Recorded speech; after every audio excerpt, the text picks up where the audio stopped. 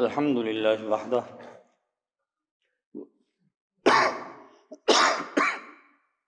والصلاة والسلام علی من لا نبی بعدہ اما بعد فاعوذ باللہ من الشیطان الرجیم بسم اللہ الرحمن الرحیم وما من دابة في الأرض إلا على الله رزقها ويعلم مستقرها ومستودعها كل في كتاب مبين صدق اللہ العظیم۔ آج کے ہمارے درس قرآن کا آغاز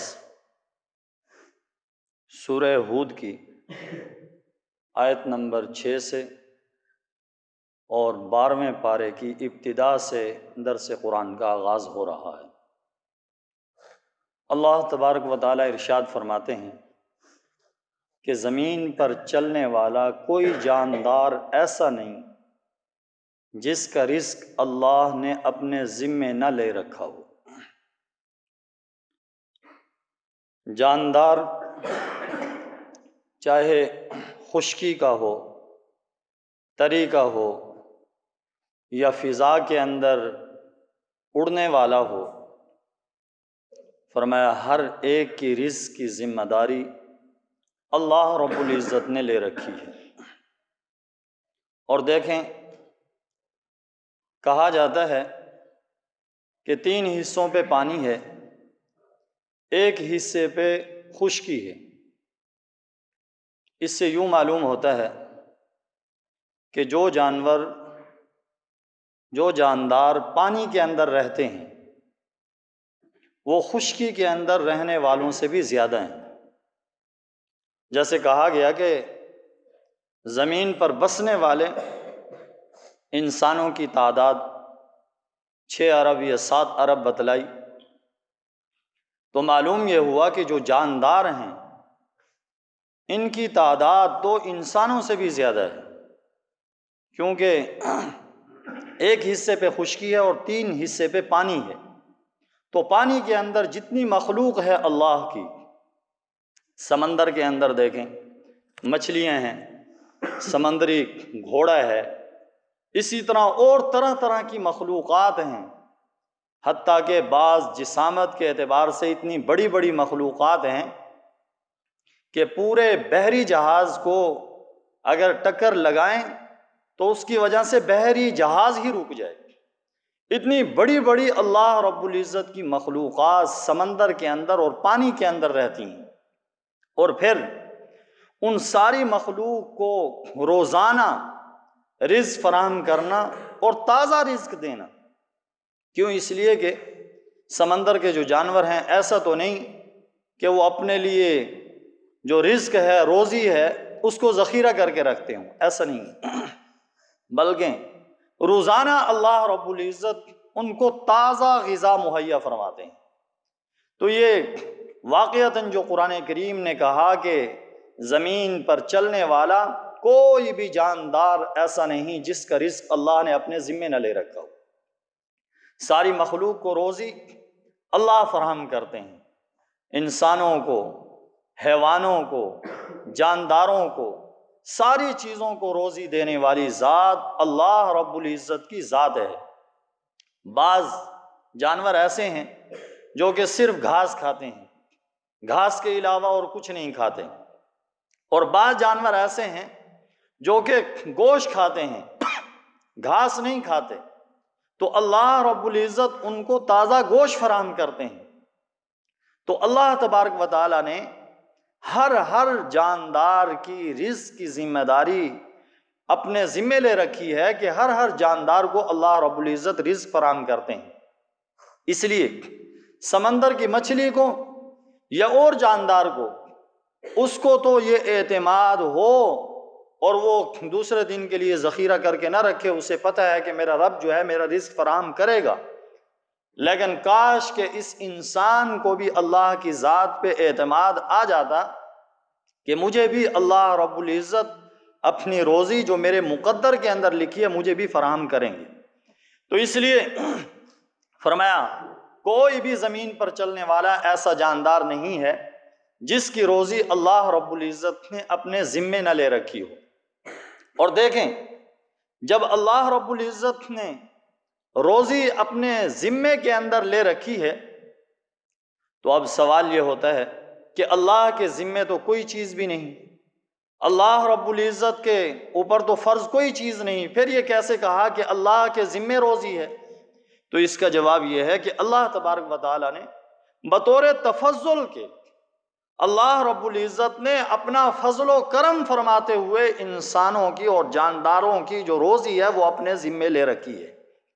اور پھر سوال یہ ہوتا ہے کہ اگر رزق کی ذمہ داری اللہ پہ ہے تو پھر انسان اپنی محنت اور کوشش چھوڑ دے، ہاتھ پاؤں توڑ کر بیٹھ جائے؟ فرمایا نہیں، ایسا نہیں، بلکہ جو رزق کے اسباب ہیں، جو کمائی کے اسباب ہیں، وہ اسباب اختیار کرنے کا انسان کو حکم دیا گیا ہے کہ وہ اسباب انسان اختیار کرے، لیکن اسباب اختیار کرنے کے بعد جو اس کی نظر ہو وہ اسباب پہ نہ ہو بلکہ مسبب الاسباب اللہ رب العزت پہ ہو۔ دکان تو چلائے لیکن اس کا اعتماد دکان پہ نہ ہو، اس کا اعتماد اللہ کی ذات پہ ہو۔ تجارت کرے، ملازمت کرے، کھیتی باڑی کرے، لیکن اس کا اعتماد تجارت پہ نہ ہو، ملازمت پہ نہ ہو، کھیتی باڑی پہ نہ ہو، بلکہ اس کا اعتماد اور اس کا توکل وہ اللہ کی ذات پہ ہو کہ اگر اللہ چاہیں گے تو مجھے اس دکان سے نفع نصیب فرمائیں گے، اس تجارت سے میری روزی کا انتظام فرمائیں گے، اس زمین سے میری روزی کا انتظام فرمائیں گے، اور اگر اللہ نہیں چاہیں گے تو مجھے رزق جو ہے وہ نہیں ملے گا۔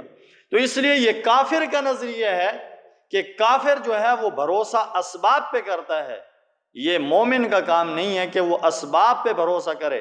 ہاں، مومن اسباب اختیار کرتا ہے لیکن اسباب اختیار کرنے کے بعد بھروسہ اسباب پہ نہیں بلکہ بھروسہ اللہ کی ذات مسبب الاسباب پہ کرتا ہے۔ جیسے جب بیمار ہو جائے تو بیمار ہونے کے بعد دوائی کرتا ہے، دوائی کرنا سنت ہے، دوائی کرے، اس کے اندر کوئی برائی نہیں ہے اور کرنا چاہیے، علاج اپنا کرنا چاہیے، یہ سنت ہے، سنت طریقہ ہے، آقا علیہ الصلوۃ والسلام کا طریقہ ہے۔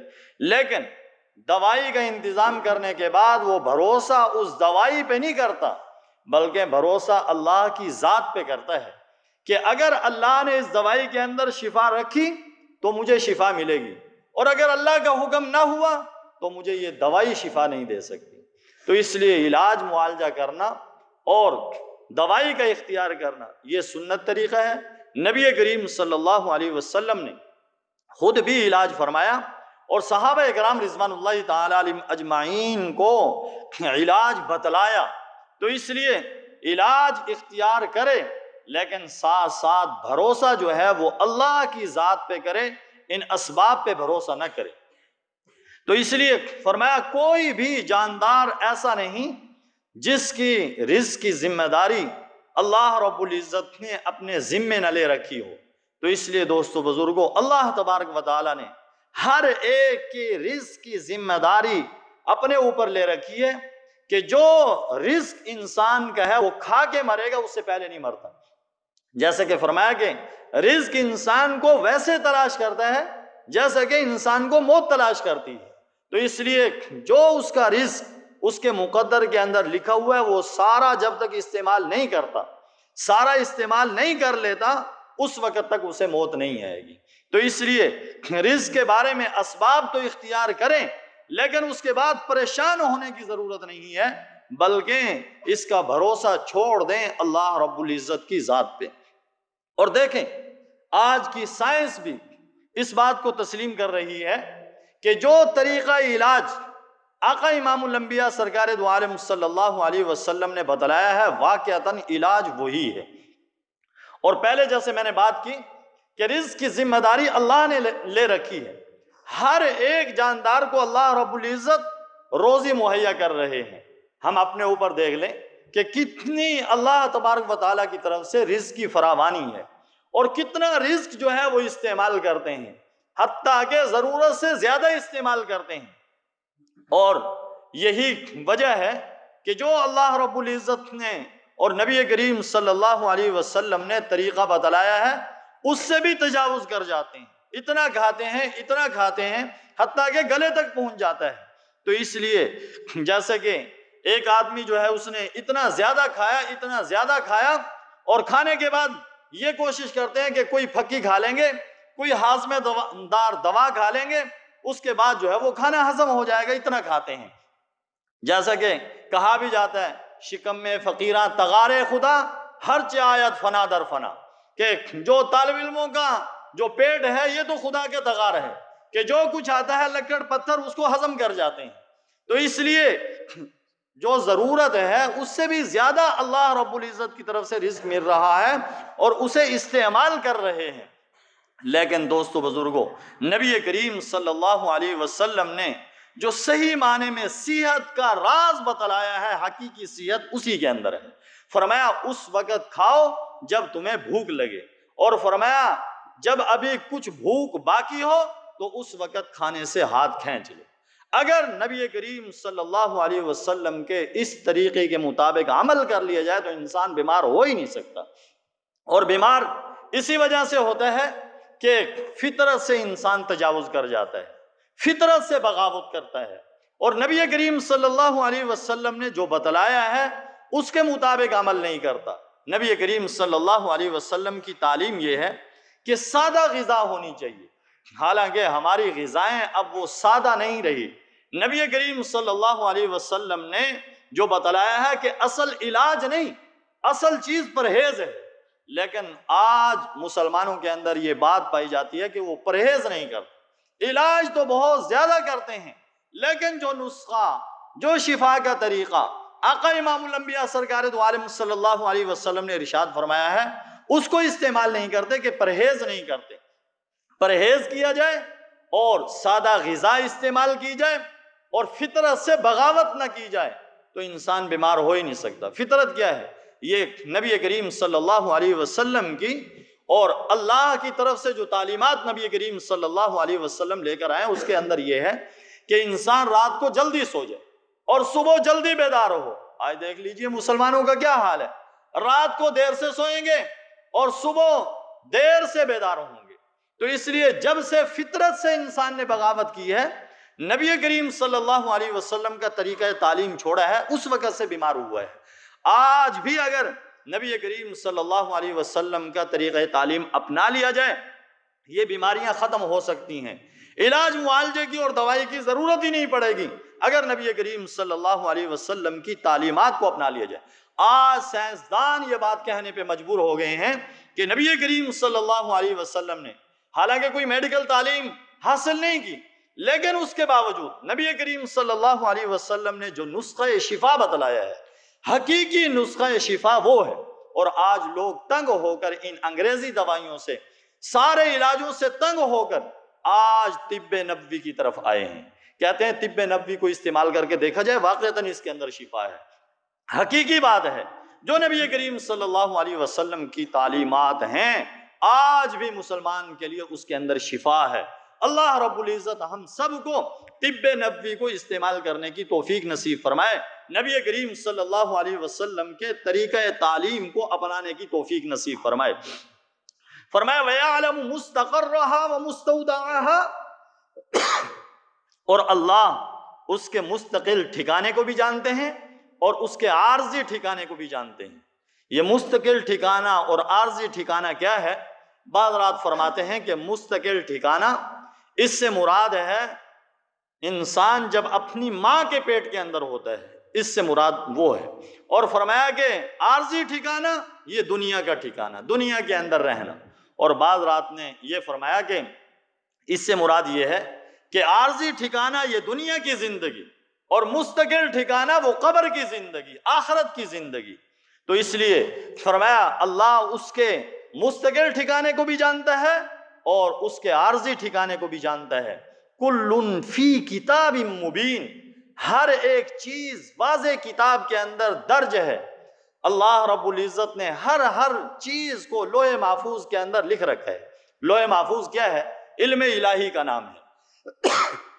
اور دیکھیں یہ بات جو قرآن کریم نے کہی کہ ہر چیز واضح کتاب کے اندر درج ہے، واضح کتاب کے اندر لکھی ہوئی ہے، جو بات قرآن کریم نے 1450 سال پہلے کہی تھی، میرے آقا نے جو بات بتلائی تھی، آج کا سائنسدان اس بات کو تسلیم کرنے پہ آ گیا ہے، اور وہ یہ کہتا ہے کہ انسان جب پیدا ہو تو اس کا جسم کا کوئی ایک عضو لے کر، کوئی ایک پرزہ لے کر، فرمایا اس کے ذریعے سے یہ معلوم کیا جا سکتا ہے کہ یہ انسان کیسے زندگی گزارے گا، آیا اس کی زندگی کے اندر اسے شوگر ہوگا کہ نہیں، آیا اس کو زندگی کے اندر بلڈ پریشر ہوگا یا نہیں۔ تو ایک پرزے کے ذریعے سے فرمایا اگر سائنسدان آج اس بات کا اندازہ لگا سکتے ہیں تو واقعتاً اللہ رب العزت نے جس ذات نے اس پرزے کے اندر ان ساری چیزوں کو رکھا ہے، کیا وہ ذات ان ساری چیزوں کو نہیں جانتی؟ واقعتاً جانتی ہے اللہ کی ذات۔ فرمایا کل فی کتاب مبین، ہر ایک چیز واضح کتاب کے اندر درج ہے، لوح محفوظ کے اندر لکھی ہوئی ہے۔ وَهُوَ الَّذِي خَلَقَ السَّمَاوَاتِ وَالْأَرْضَ فِي سِتَّةِ أَيَّامٍ، اور اللہ وہ ذات ہے جس نے آسمان و زمین کو 6 دنوں کے اندر پیدا کیا، اور اس کا عرش پانی پر تھا۔ اس آیت مبارکہ کے اندر ارشاد فرمایا کہ اللہ تبارک و تعالی نے آسمان و زمین کو 6 دنوں کے اندر پیدا کیا۔ آیا 6 دن سے مراد کیا ہے؟ 6 دن سے مراد کیا ہمارے دن مراد ہیں؟ پیر منگل بدھ جمعرات جمعہ یہ دن مراد ہیں؟ نہیں۔ بعض رات فرماتے ہیں کہ ان 6 دنوں سے مراد 6 مرحلے ہیں کہ اللہ تبارک و تعالی نے آسمان و زمین کو 6 مرحلوں کے اندر پیدا کیا، کہ آسمان و زمین کا کچھ حصہ فرمایا ایک مرحلے کے اندر پیدا کیا، پھر اس کے بعد دوسرے مرحلے کے اندر کچھ پیدا کیا۔ تو 6 مرحلوں کے اندر اللہ تبارک و تعالی نے آسمان و زمین کو پیدا کیا۔ اور بعض رات فرماتے ہیں کہ 6 دن سے مراد یہ دنیا کے 6 دن مراد نہیں ہے، بلکہ اس سے اللہ کے 6 دن مراد ہیں، عالم آخرت کے 6 دن مراد ہیں۔ اور اس کو سمجھنے کے لیے ان 2 آیتوں کو سامنے رکھا جائے جن کے اندر اللہ تبارک و تعالی ارشاد فرماتے ہیں وَإِنَّ يَوْمًا عِنْدَ رَبِّكَ كَأَلْفِ سَنَةٍ مِّمَّا تَعُدُّونَ، کہ اللہ تبارک و تعالیٰ کے ہاں فرمایا ایک دن 1000 سال کے برابر ہے۔ اور جیسا کہ دوسری آیت مبارکہ کے اندر ارشاد فرمایا تَعْرُجُ الْمَلَائِكَةُ وَالرُّوحُ إِلَيْهِ فِي يَوْمٍ كَانَ مِقْدَارُهُ 50,000 سَنَةً، فرمایا ایک دن کی مقدار 50,000 سال کے برابر ہے۔ تو اس لیے ان 6 دنوں سے مراد وہ عالم آخرت کے 6 دن مراد ہیں، یہ دنیا کے 6 دن مراد نہیں ہیں۔ فرمایا وَكَانَ عَرْشُهُ عَلَى الْمَاءِ، اللہ کا عرش پانی پر تھا۔ عرش یہ اللہ کی ساری مخلوق میں سے بڑی مخلوق ہے، اور عرش کو اللہ تبارک و تعالی نے سمندر کے اوپر اور پانی کے اوپر ایسے ٹھہرایا ہوا ہے جیسا کہ یہ آسمان بغیر ستونوں کے کھڑا ہوا ہے، اور عرش یہ اللہ کی ایسی مخلوق ہے کہ اس سے اوپر کوئی مخلوق نہیں۔ اور فرمایا کہ اللہ کا عرش پانی پر ہے۔ اس سے یہ معلوم ہوتا ہے کہ جہاں پانی ہو وہاں زندگی ہوتی ہے، اور جیسا کہ قرآن کریم کے اندر دوسری جگہ بھی ارشاد فرمایا وَجَعَلْنَا مِنَ الْمَاءِ كُلَّ شَيْءٍ حَيٍّ، ہم نے ہر چیز کو پانی سے پیدا کیا ہے۔ جیسا کہ فرمایا کہ انسان کی اصل بھی وہ پانی ہی ہے، تو اس لیے جہاں پانی ہوگا وہاں زندگی ہوگی، جہاں پانی نہیں ہوگا وہاں زندگی نہیں ہوگی۔ جو بات قرآن نے بتلائی، جو بات نبی کریم صلی اللہ علیہ وسلم کی تعلیمات سے ہمیں معلوم ہوئی، آج کے سائنسدانوں نے اگر ریسرچ کی ہے، تحقیق کی ہے، تو تحقیق کرنے کے بعد میرے آقا کی بات کی تصدیق ہوئی ہے، اور کچھ زیادہ انہوں نے کچھ نہیں کیا۔ اس لیے کہ سائنسدان انہوں نے کوشش کی کہ ہم چاند پہ پہنچیں، چاند پہ پہنچے، چاند کے اوپر کہنے لگے کہ چاند کے اوپر پانی نہیں ہے، چاند کے اوپر پتھر ہیں، صحرا ہیں۔ اب وہ یہ چاہتے ہیں کیونکہ زمین کے اوپر پانی ہے، زمین کے اوپر زندگی ہے، اب وہ چاہتے ہیں کہ چاند پہ بھی زندگی ہو۔ لیکن چاند پہ زندگی کیوں نہیں ہے؟ اس لیے کہ چاند پہ پانی نہیں ہے۔ اس لیے اب سائنسدان اس کوشش میں لگے ہوئے ہیں کہ چاند کے اوپر پانی پہنچایا جائے اور وہاں پر زندگی لائی جائے، لیکن وہاں پر پانی کو نہیں پہنچایا جا سکتا، اس لیے کہ وہاں پر پانی پہنچانے کے لیے اور وہاں پر زندہ رہنے کے لیے اتنے پانی کی ضرورت ہے جتنے پانی کے ایک پورے شہر کو ضرورت ہوتی ہے۔ تو اس لیے اس کا انتظام نہیں ہو سکتا، اس لیے اب تک کوششیں کر چکے ہیں لیکن وہاں تک پانی پہنچا نہیں سکے۔ فرمایا لیبلوکم ایکم احسن عملا، تاکہ تمہیں آزمائے کہ تم میں سے کون اچھے عمل کرتا ہے۔ اللہ تبارک و تعالیٰ نے انسان کی پیدائش کا مقصد بتلایا کہ مقصد یہ ہے کہ یہ دیکھے کہ تم میں سے کون اچھے عمل کر کے آتا ہے، جیسا کہ سورہ ملک کے اندر بھی ارشاد فرمایا الذی خلق الموت والحیات لیبلوکم ایکم احسن عملا، اللہ نے موت اور زندگی کو اس لیے پیدا کیا ہے تاکہ تمہیں آزمائے کہ کون اچھے عمل کر کے آتا ہے۔ اس لیے یہ نہیں فرمایا کہ زیادہ عمل کون کر کے آتا ہے، فرمایا کہ یہ دیکھنا ہے کہ اچھے عمل کون کر کے آتا ہے۔ اس لیے انسان کو زیادہ فکر اس بات کی نہیں کرنی چاہیے کہ میں زیادہ سے زیادہ عمل کر لوں، بلکہ اس بات کی کوشش کرنی چاہیے کہ ہر عمل کے اندر، عمل چاہے تھوڑا ہو لیکن اس کے اندر اخلاص، للہیت اور اللہ تبارک و تعالیٰ کی طرف توجہ اس کے اندر زیادہ ہو۔ فرمایا وَلَئِن قُلْتَ إِنَّكُمْ مَبْعُوثُونَ مِن بَعْدِ الْمَوْتِ، اور اگر آپ ان سے کہیں گے کہ تمہیں مرنے کے بعد دوبارہ اٹھایا جائے گا، لَيَقُولَنَّ الَّذِينَ كَفَرُوا إِنْ هَذَا إِلَّا سِحْرٌ مُبِينٌ، تو وہ لوگ کہیں گے جنہوں نے کفر اپنا لیا ہے کہ یہ تو واضح جادو ہے۔ اللہ اکبر، قرآن کو جادو کہتے ہیں، کیوں؟ اس لیے کہ وہ کہتے تھے کہ جیسے جادو کا اثر ہوتا ہے ایسے قرآن کا بھی اثر ہوتا ہے، اور واقعتاً قرآن نے اثر کیا۔ جن دلوں کے اوپر قرآن نے اثر کیا ان دلوں کو پلٹ کے رکھ دیا، ان کی کایا ہی پلٹ کے رکھ دی قرآن نے۔ اللہ تبارک و تعالی ہم سب کے دلوں پر بھی قرآن کریم کا جو اثر ہے اللہ رب العزت ہم سب کو نصیب فرمائے۔ وَلَئِنْ أَخَّرْنَا عَنْهُمُ الْعَذَابَ إِلَىٰ أُمَّةٍ مَّعْدُودَةٍ لَّيَقُولُنَّ مَا يَحْبِسُ، اگر ہم ان سے عذاب کو ایک مدت تک کے لیے مؤخر کر دیں تو کہیں گے کس چیز کو اس نے روک رکھا ہے، کہ اگر عذاب اس وقت نہ آئے، فوری نہ آئے، تو آگے سے کہتے ہیں کہ کس چیز نے عذاب کو روک رکھا ہے، عذاب کیوں نہیں آتا۔ الا یوم یأتیہم لیس مصروفا عنہم وحاق بہم ما کانوا بہ یستہزئون، یاد رکھو جس دن وہ عذاب آئے گا تو ان کے ٹلائے نہیں ٹلے گا۔ اب تو یہ کہہ رہے ہیں کہ عذاب کیوں نہیں آتا، فرمایا جب اس کا وقت آ جائے گا اور اس کے سارے اسباب پورے ہو جائیں گے تو فرمایا پھر وہ عذاب آئے گا، لیکن جب آئے گا پھر اسے کوئی ٹال نہیں سکے گا۔ وحاق بہم ما کانوا بہ یستہزئون، اور جس چیز کے ساتھ وہ مذاق کر رہے تھے وہ ان کو گھیر لے گی۔ وَلَئِنْ أَذَقْنَا الْإِنسَانَ مِنَّا رَحْمَةً ثُمَّ نَزَعْنَاهَا مِنْهُ، اگر ہم انسان کو اپنی طرف سے رحمت کا مزہ چکھائیں پھر ہم اس سے واپس لے لیں، إِنَّهُ لَيَئُوسٌ کفور، وہ مایوس اور ناشکرا بن جاتا ہے۔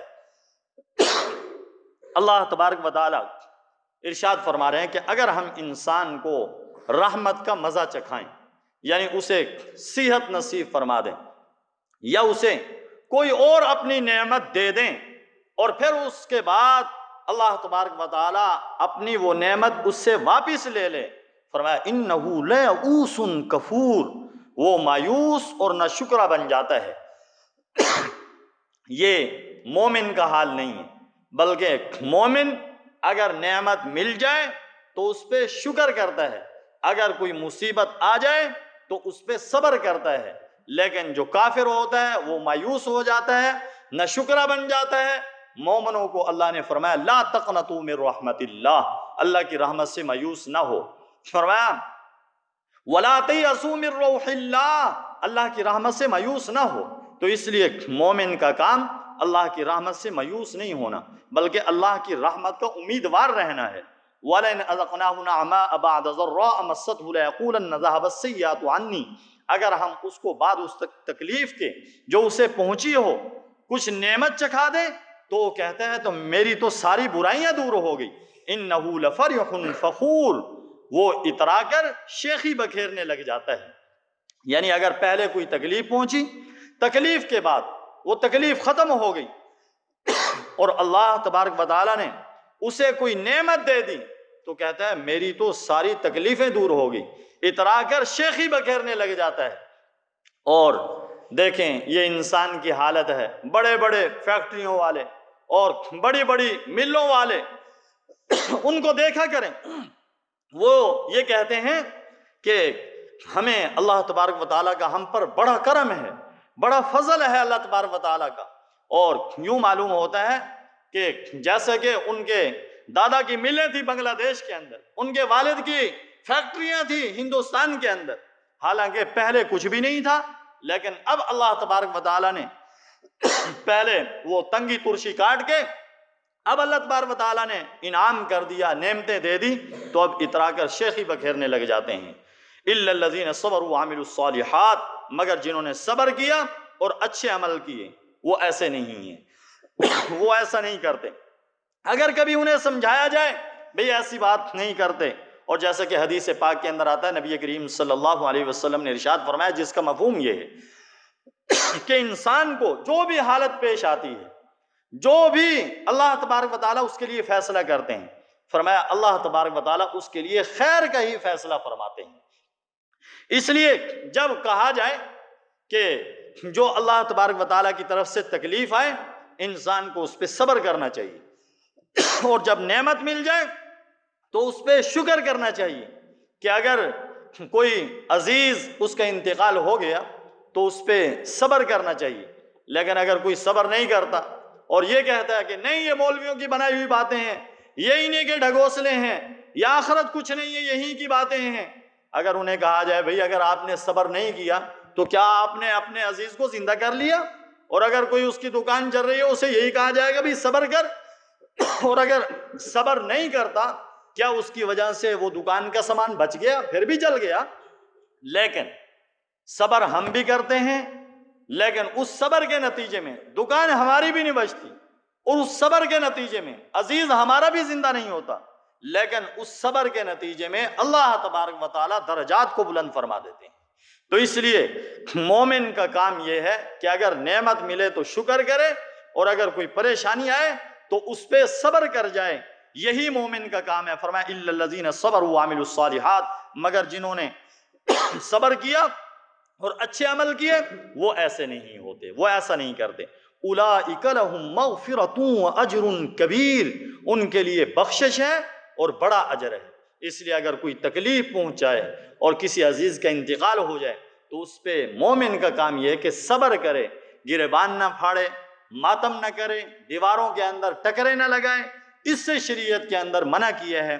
اللہ تبارک و تعالیٰ سے دعا ہے کہ اللہ تبارک و تعالیٰ ہم سب کو صبر کرنے والا اور شکر کرنے والا بنائے، اور بری خصلتوں سے اللہ رب العزت ہم سب کو محفوظ فرمائے۔ وآخر دعوانا الحمدللہ رب العالمین۔